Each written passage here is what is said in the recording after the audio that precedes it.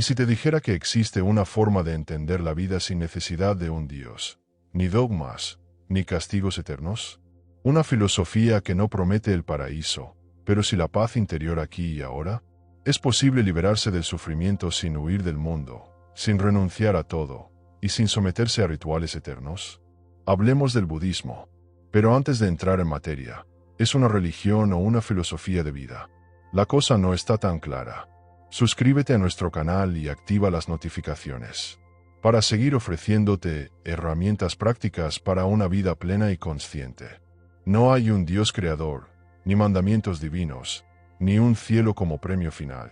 Por eso, muchos lo consideran más bien una filosofía, una forma de ver el mundo, una manera de vivir. Pero ojo, todo esto es discutible. Lo que sí es seguro es que el budismo empieza con una figura clave: Buda, el iluminado. ¿Y quién fue este tipo que cambió la historia sin levantar un arma? Nada menos que un príncipe, nacido alrededor del año 560 AC en Kapilavastu, en lo que hoy conocemos como Nepal. Su nombre era Siddhartha Gautama. Desde muy joven tuvo todo lo que cualquiera desearía: riqueza, comodidad, una familia. Pero algo dentro de él no encajaba. A pesar de tenerlo todo, sufriría. Y no entendía por qué. Entonces hizo algo que no muchos se atreven a hacer. Lo dejó todo y se fue a buscar respuestas. Vagó por la India, se volvió asceta, es decir, se privó de todo placer y vivió con lo mínimo, pero el sufrimiento no desapareció. Pasaba hambre, se debilitaba, y aún así no encontraba la paz. Hasta que un día, decidió sentarse bajo un árbol, el famoso árbol de Bodhi, y simplemente meditar. En silencio. Rituales del pecado, solo con tu mente. Y ahí, en esa introspección profunda, lo comprendió todo. No fue una visión divina ni una revelación mística. Fue un descubrimiento interior. Una realización sobre la naturaleza de la realidad, del sufrimiento y del ego. Lo llamado el camino medio, un equilibrio entre el lujo y la austeridad, entre el deseo desmedido y la negación total. En aquella época, los brahmanes hindúes decían que la única forma de romper el ciclo eterno de reencarnaciones, el samsara, era a través de rituales y sacrificios, siempre bajo el control de los sacerdotes. Pero Buda lo vio claro. Ese sistema solo beneficiaba a unos pocos y mantenía la desigualdad. Él propuso otra vía: la introspección, la meditación y el conocimiento de uno mismo. Según Buda, el origen del sufrimiento humano está en la ignorancia. Y esa ignorancia nace del ego, de la ilusión de que somos permanentes, únicos, estables. Pero la realidad es otra, todo cambia. Nada es eterno, ni siquiera tú. Somos una combinación de cosas que cambian constantemente: cuerpo, ideas, emociones, conciencia. Lo que Buda llamó interdependencia. Nada existe por sí solo. Todo está conectado. Un monje llamado Nagasena lo explicó con una metáfora muy poderosa. El yo es como un carro. No es una sola cosa, sino la suma de ruedas, ejes, madera. Si quitas las partes, el carro desaparece. Lo mismo pasa con nosotros. Por eso, la clave para liberarse del samsara no está en rituales o creencias ciegas, sino en soltar el deseo y el apego. Porque del deseo nacen la codicia, el odio, la frustración. Y todo eso nos hace sufrir. La meta no era un cielo tras la muerte, sino un estado de plenitud aquí y ahora, el nirvana. Un estado de paz absoluta que no necesita de milagros ni dioses, solo de comprensión. Buda dejó un legado que sus discípulos llamaron el Dharma, y en él desarrollaron el famoso sendero óctuple. 8 principios para vivir mejor, que se enfocan en la sabiduría, la ética y el equilibrio mental. En otras palabras, vivir con conciencia y compasión. Buda murió hacia el año 500 AC, sin escribir nada. Pero poco después, sus seguidores celebraron el primer concilio budista, donde nacieron las bases del budismo Theravada, la corriente más fiel a sus enseñanzas originales. Uno de sus textos clave fue el Canon Pali, recopilado en Sri Lanka hacia el año 100 AC. Y no, el budismo no se quedó solo en la India. Llegó a lugares como Tailandia, Camboya y Laos, y se convirtió en un pilar espiritual para millones. De hecho, hacia el año 300 AC, el emperador Asoka el Grande después de causar una masacre brutal, decidió cambiar su vida radicalmente. Se hizo budista y promovió un imperio de paz, construyendo monumentos y pilares con mensajes de no violencia, como la icónica estupa de Sanchi. Así que, ¿es el budismo una religión o una filosofía? Tal vez no importa tanto como lo llames. Lo que importa es que propone algo revolucionario, que la liberación está dentro de ti, que puedes dejar de sufrir si aprendes a mirar el mundo, ya a ti mismo, de otro modo. Por el año 100 después de Cristo, el budismo dio un giro. Apareció una nueva corriente que cambiaría las reglas del juego, el budismo Mahayana, o gran vehículo. ¿Y qué lo hace tan distinto del budismo Theravada, el más antiguo y conservador?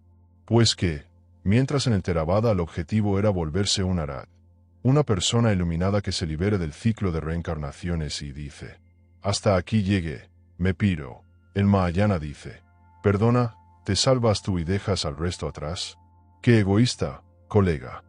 Aquí entra en escena una figura revolucionaria, el Bodhisattva, un ser que, a pesar de haber alcanzado la iluminación, decide quedarse en este mundo, seguir reencarnando, y ayudar a los demás a despertar.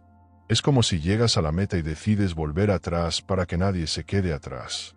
El Mahayana no solo cambia la finalidad, también la estética y las prácticas. Es en esta corriente donde empiezan a aparecer estatuas de Buda, figuras de bodhisattvas, mandalas llenos de simbolismo, y prácticas devocionales como ofrecer incienso o cantos. Elementos que no estaban presentes en el Theravada, más austero. Ojo, estos ídolos no son dioses en el sentido estricto, pero sí se considera que ayudan a enfocar la mente en la iluminación. Son como recordatorios visuales y espirituales del camino a seguir. Dentro del Mahayana, solo se reconocen unos pocos Budas esenciales. El más importante sigue siendo Gautama Buda, también llamado Sakyamuni, y otro que aún no ha llegado, Buda Maitreya, una figura mesiánica que aparecerá en el futuro para predicar el Dharma y guiar a los perdidos. Pero no todo quedó ahí. Hacia el año 200, apareció un filósofo clave, Nagarjuna, el padre de la escuela Madhyamaka. Su aporte más célebre fue la doctrina del vacío. Y no es nihilismo barato. Según él, todas las cosas carecen de una esencia propia. Todo está vacío de existencia independiente. Incluso sus propias palabras sobre el vacío también están vacías. Un nivel de humildad filosófica digno de aplauso.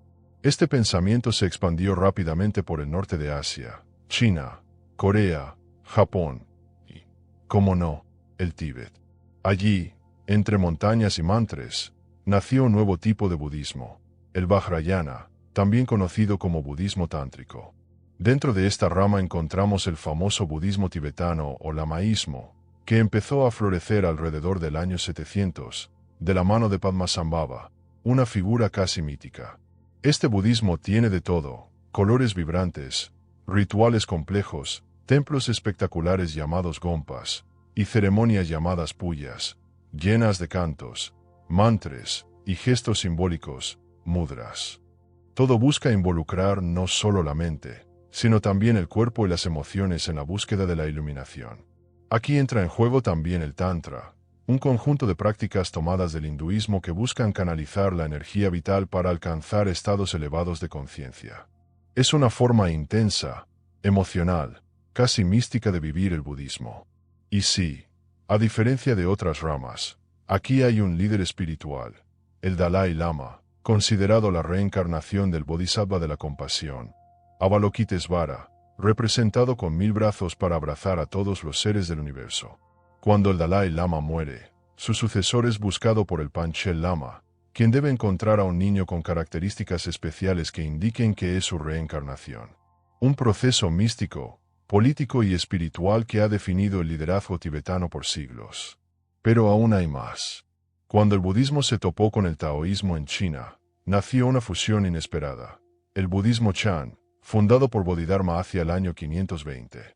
Este nuevo enfoque cruzó el mar hasta Japón, donde evolucionó en algo que quizás te suene, el budismo Zen. Zen significa, simplemente, meditación. Su idea principal: no necesitas escrituras, rituales ni lógica compleja para alcanzar la iluminación. Solo necesitas mirar hacia adentro. Estar presente.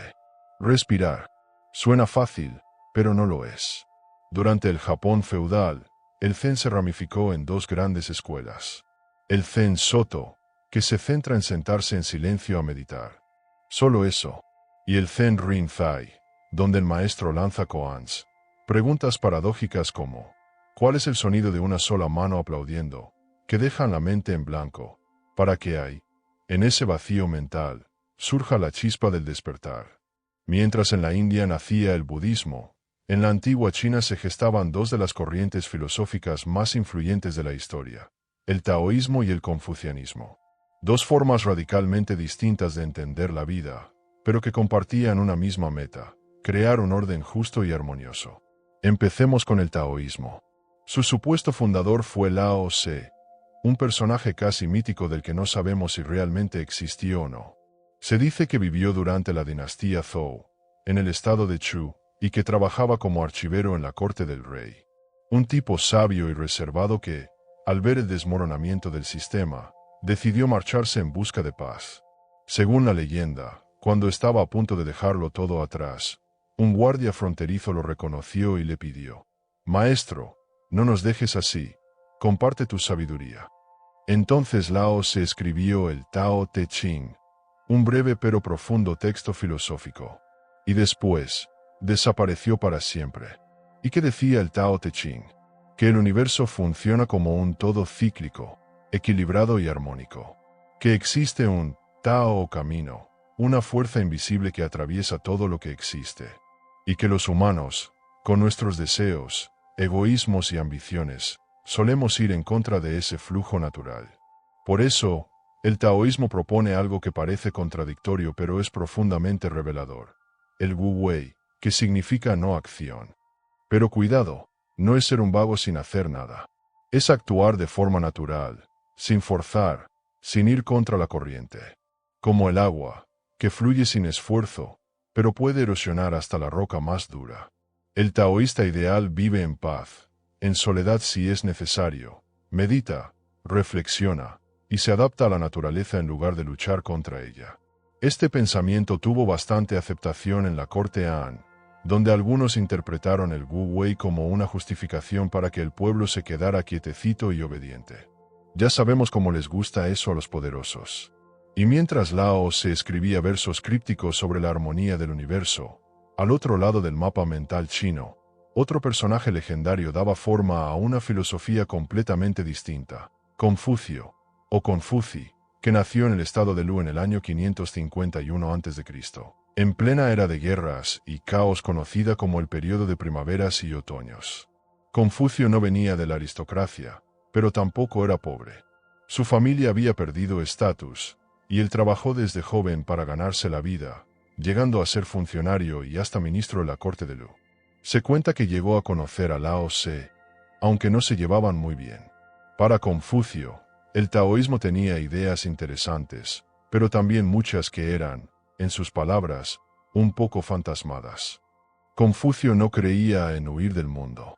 Creía en mejorarlo desde dentro, a través de un código ético claro, la virtud, la benevolencia, el respeto. Su propuesta era crear una sociedad justa y armónica a través del ejemplo personal y de un comportamiento correcto. No solo para gobernantes, sino para todos. Para él, cualquiera podía recibir el mandato del cielo y llegar alto, siempre y cuando obrara con integridad. Eso sí, era muy fan de la tradición. Defendía los rituales ancestrales, el culto a los antepasados y el respeto a la jerarquía social. Cada quien debía conocer su lugar y actuar conforme a él. No había que ser un trepa, sino un buen hijo, un buen súbdito, un buen hermano, un buen amigo. En ese orden, primero el emperador, luego el padre, luego la esposa, sí, el machismo venía de serie, después los hermanos, y por último los amigos. Una de sus frases más célebres resume su filosofía con sencillez brutal: no hagas a los demás lo que no desees para ti.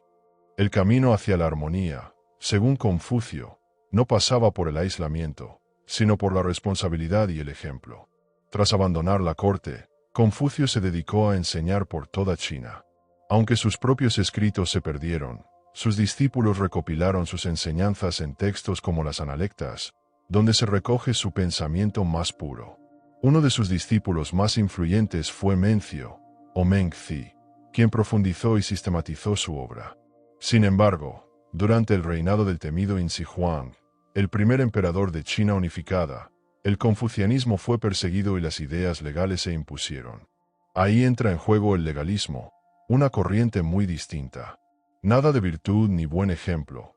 Aquí lo que mandaban eran las leyes estrictas y la autoridad férrea. Un castigo para cada falta. Orden a base de miedo.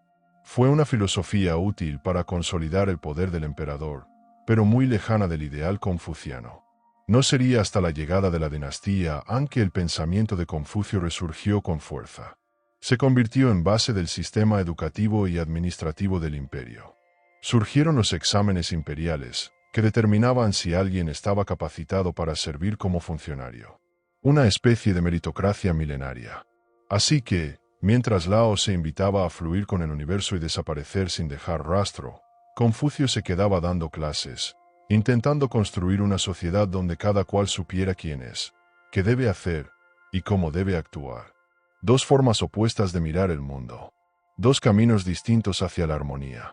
Finalmente, para acabar el vídeo, hay que destacar un último filósofo chino de la época antigua, Mo Se. Nació por el 470 a.C. en una familia muy pobre.